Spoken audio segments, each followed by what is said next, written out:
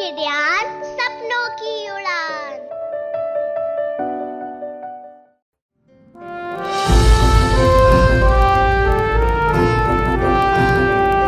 इतिहास के पन्नों में कई कहानियां गुमनाम हो जाती हैं या फिर उन्हें वो नाम नहीं मिल पाता जिसकी वो वाकई में हकदार होती हैं। आज की कहानी है चंपारण के राजकुमार शुक्ल की। महात्मा गांधी के त्याग और संघर्ष को कौन नहीं जानता, और कौन नहीं जानता 1917 के उनके चंपारण सत्याग्रह को। मगर कम ही लोग जानते हैं कि गांधी जी को चंपारण तक लाने वाले राजकुमार शुक्ल थे।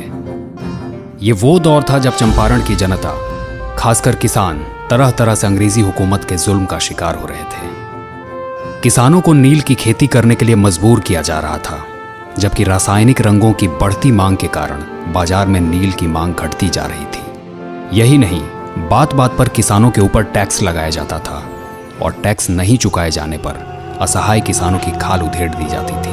मजूरी नहीं मिलती, तन पे कपड़ा नहीं, हमारा न्याय हो।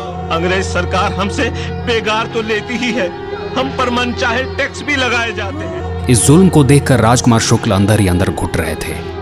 अंत में उन्होंने गांधी जी को चंपारण बुलाने और यहां अंग्रेजों द्वारा ढाए जा रहे जुल्म से उनको वाकिफ करवाने का निश्चय किया, और इसके लिए शुरू हुआ राजकुमार शुक्ल का संघर्ष। महात्मा गांधी को कई चिट्ठियां लिखी, पैसे न होने पर चंदा इकट्ठा करके उधार लेकर गांधी जी के पास जाते रहे। कभी सड़कों पर रात गुजारकर कलकत्ता में गांधी जी का इंतजार किया। कई बार अखबार के कागज को जलाकर खाना बनाया, तो कभी किराया बचाने के लिए शव ढोने वाली गाड़ी में यात्राएं की। अंततः 1917 में जाकर गांधी जी चंपारण आने को राजी हुए और शुरू हुआ चंपारण सत्याग्रह। गांधी जी की राजकुमार शुक्ल चंपारण के किसानों और काश्तकारों पर निलहे गोरों द्वारा किए जाने वाले अत्याचार देखकर कलेजा मुंह को आता है। जो कष्ट बताया था। राष्ट्रीय आंदोलन के लिए राजकुमार शुक्ल के संघर्ष की कहानी में चंपारण सत्याग्रह के बाद भी जीवन के अंतिम क्षणों तक अनगिनत पन्ने हैं। चाहे वो रॉलेट एक्ट के विरोध में आम जनता की लामबंदी के प्रयास हों, या फिर 1920 के असहयोग आंदोलन में सक्रियता। राजकुमार शुक्ल का सफर जारी रहा। 1929 की शुरुआत में राजकुमार शुक्ल साबरमती आश्रम पहुंच गए। कस्तूरबा गांधी उनका हाल देखकर रोने लगी। उस समय महात्मा गांधी कहीं बाहर गए हुए थे। तकरीबन 15-16 दिन बाद शुक्ल की गांधी जी से मुलाकात हो पाई।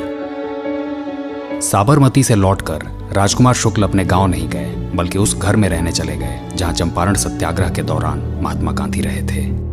उसी साल 1929 में अस्वस्थ रहते हुए उनकी मृत्यु हो गई।